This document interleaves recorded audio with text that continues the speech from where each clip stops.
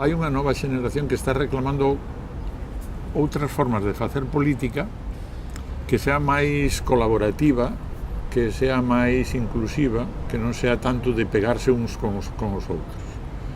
É unha cousa que no mundo inteiro, leva xa 25-30 anos experimentando.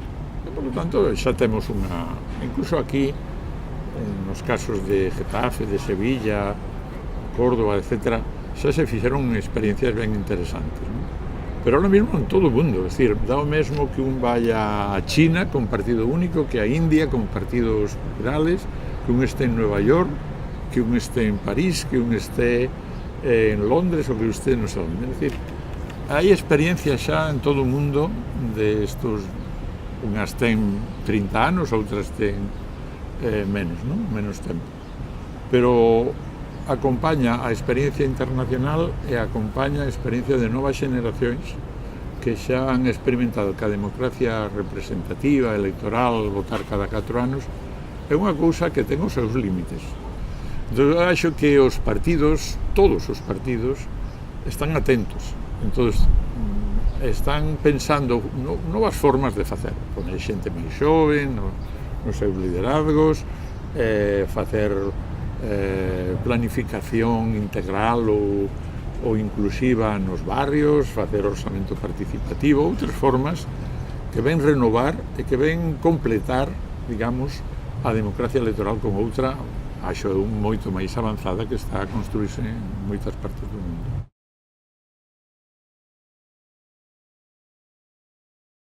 Os orzamentos participativos son unha oportunidade para as asociacións de veciñais e para os outros tamén, para as asociacións de mulleres, para ecologistas, para ONGs, para calqueira outra. É unha oportunidade. Por qué? As experiencias nosas, eu estou pensando agora sobre todo as que tivimos en Sevilla, en Xetafe, en todos estes lugares, eles, o sea, a directiva, non sei, 5, 6, 7 persoas, máis os seus socios, 20, 30, 50, 100, van a unha asamblea, e en unha asamblea encontranse con que? Con que hai 200 persoas, ou 100, depende do tamaño do barrio ou do sector, non?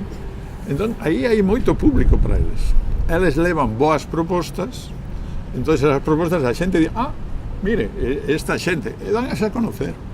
Entón, hai máis facilidade para a renovación das asociacións con xente, con actividades dese xeito, non? Aquela outra forma de esconderse prácticamente no seu cuartiño da asociación e pedir que a xente veña para lá, eso non dá. Eso xa sabemos todas as asociacións que non dá. Hai que sair fora e o orzamento, que non é unha asamblea, sino que son un traballo durante meses, non?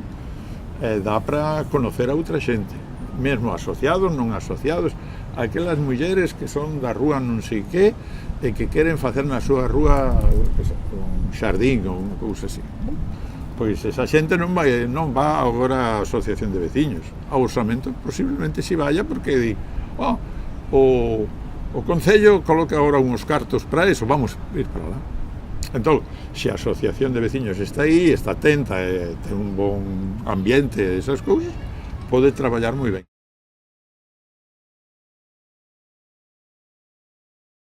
Un pode estar na cuestión pública sin pelearse con outro, facendo unha colaboración, facendo unha construción colectiva, non?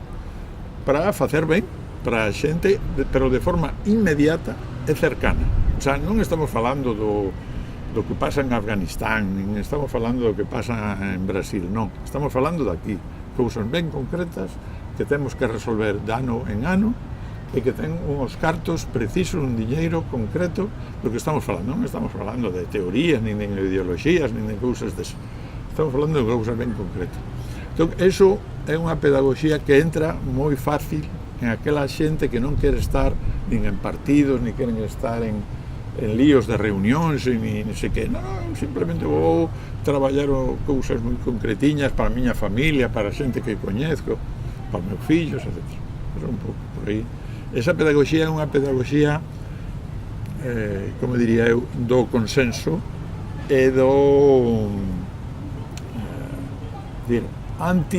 anti-peleas, o cual precisa tamén de que haya dinamizadores e que haya facilitadores do proceso.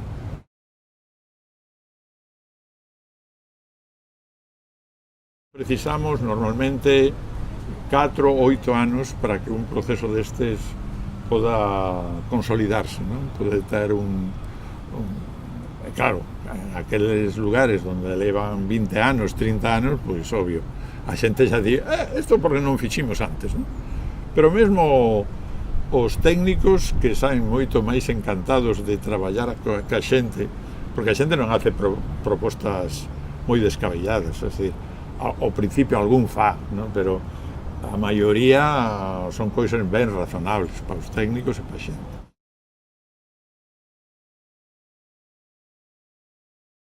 Eu acho que a relación presencial é a fundamental, pero complementase ben con a internet, non?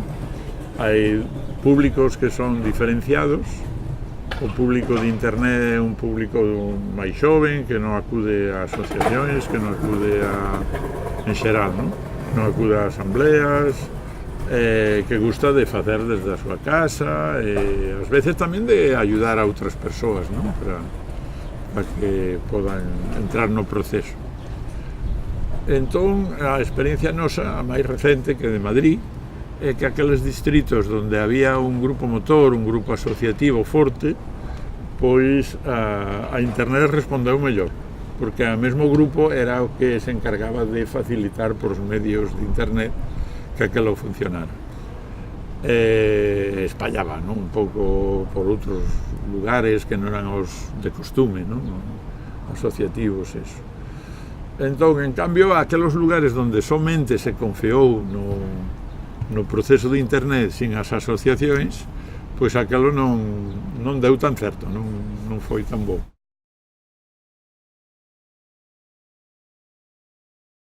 Mellor é que o Concello teña centros de apoios, tanto presenciais como por internet, a proposta que vai colocar no final do ano no orçamento, que non que vaya sosiña con a opinión do responsable do departamento e xa está.